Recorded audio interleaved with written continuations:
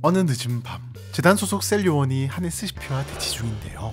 녀석은 얼마 전 엄청난 피해를 입히며 탈출한 현실 외국 능력자로, 탈출 이후 도시 곳곳을 돌아다니며 극악무도한 범죄를 저지르던 녀석을 쉘이 오랜 추적 끝에 포착하는 데 성공한 것이랍니다. 하지만 피해자가 인질로 잡혀있어 섣불리 공격할 수는 없는 상황, 서로 한시도 방심할 수 없는 대치 상황이 5분째 이어져 오고 있던 것이랍니다. 녀석이 빈틈을 보이기만을 기다리는 쉘 요원. 그런데 이게 웬일? 갑자기 녀석이 움찔하며 목덜미를 부여잡는가 싶더니 화가 난 표정으로 뒤를 돌아보려 했고, 쉘은 이 틈을 놓칠세라 정확히 녀석의 다리에 총알을 명중시켰는데요. 물론 녀석은 금세 저항을 시도했지만 때마침 도착한 지원병력 덕에 무사히 재격리에 성공할 수 있었고, 그렇게 사건은 마무리되는 듯 보였답니다.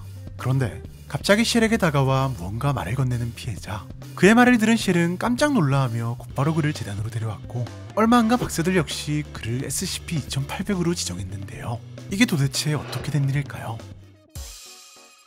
SCP-2800은 데니얼 맥킨타이어라는 이름을 가진 스코틀랜드 혈통의 한 남성으로, 겉모습만 봐서는 사실 딱히 특별할 게 없어 보이는데요.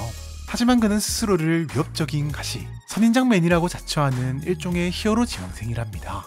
그가 이런 주장을 하는 데는 다 이유가 있는데, 바로 그가 가진 특별한 초능력 때문. 그는 자신이 선인장 슈퍼파워를 가졌다고 말하며 실제 여러 능력들을 선보이기 시작했는데요.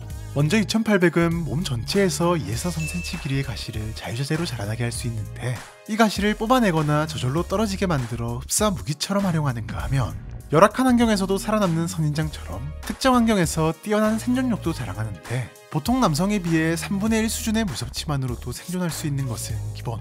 상당히 높은 온도와 건조한 환경에서도 아무렇지 않게 살아갈 수 있는 극도로 효율적인 냉각 메커니즘과 피부 건조를 막아주는 능력도 가지고 있었는데요. 뿐만 아니라 강압성을 하거나 선인장과에 속하는 식물과 대화를 하는 등 선인장 인간이라는 표현이 딱 어울릴 만한 각종 초능력을 가지고 있었답니다.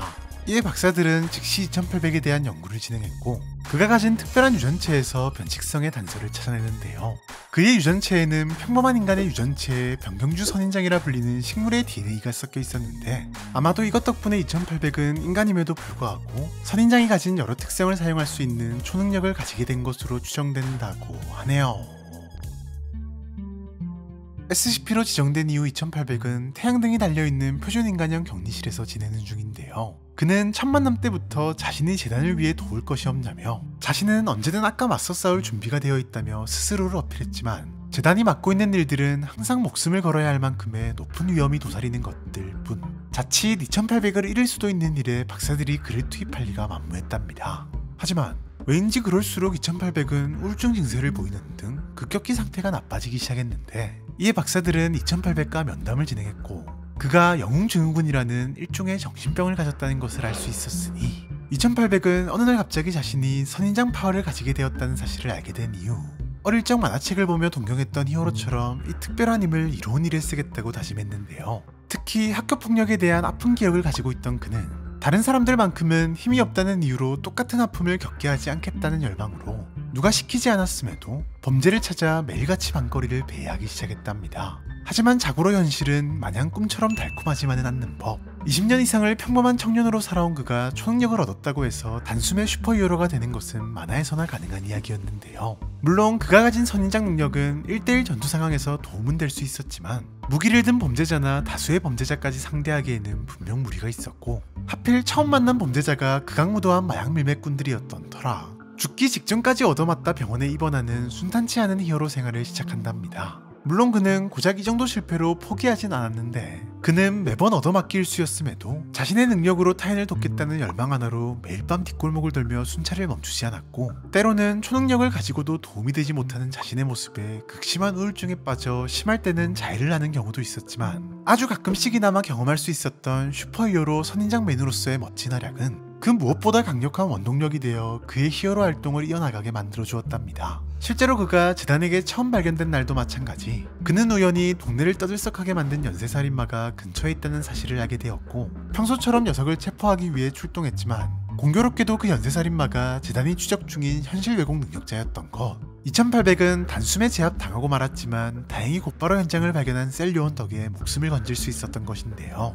네, 누군가를 돕겠다는 그의 열망이 어느새 강박으로 바뀌면서 영웅증후군을 앓게 된 것으로 보였답니다. 이에 박사들은 주기적인 심리 상담을 통해 2800의 상태를 케어하면서 동시에 다른 사람을 돕고 싶다는 그의 열망을 채울 수 있는 간단한 업무들을 맡기고 있으며, 이러한 노력 덕분인지 그는 안전등급을 부여받을 만큼 순조로운 격리가 진행 중인데요. 이 같은 격리와 동시에 박사들은 그가 선인장과 대화가 가능하다는 점을 이용해 다른 선인장류 변칙개체와의 교차 실험을 긍정적으로 검토 중에 있으며, 2800의 바램대로 그의 능력이 이롭게 활용되어 그가 진정한 선인장맨으로 거듭날 수 있도록 하는 다양한 방법을 찾기 위한 노력을 진행 중이라고 하네요. 지금까지 SCP-2800 선인장맨에 대해서 알아보았는데요. 도서 SCP-재단 어린이 수수께끼 재단의 비밀을 파헤쳐라에서는 SCP-재단을 탐구하기 위해 지구를 찾아온 외계인 알쏭이와 달쏭이의 이야기를 다루고 있는데요. 특히 두 친구가 재단 곳곳을 탐구하는 과정에서 오늘 소개한 선인장맨을 포함한 다양한 SCP를 만나게 되는데, 남녀노소 누구나 즐길 수 있게끔 아기자기한 모습의 SCP들을 보는 재미는 기본, 순조로운 재단 탐구를 위해서는 녀석들이 내는 수수께끼를 맞춰나가야 한다는 사실, 실제로 알쏭이 달쏭이와 함께 SCP들이 내는 문제를 하나씩 맞춰나가다 보면 어느새 SCP 재단 탐구는 물론 수수께끼를 풀며 창의력도 쑥쑥 올라가는 마법을 경험할 수 있다고 하니, 다양한 SCP들이 어떤 모습으로 등장하는지 또 어떤 수수께끼를 내는지 궁금하신 분들은 지금 바로 각종 사이트에서 SCP 재단 어린이 수수께끼를 검색해 보시길 바랍니다. 또한 많은 분들이 읽어보시길 바라는 마음을 담아 도서 및 문상 증정 이벤트를 진행 중이니, 이 수수께끼의 답을 아시는 분들은 꼭 댓글을 남겨주시길 바라면서 우리는 다음 영상에서 또 만나도록 하죠. 안녕.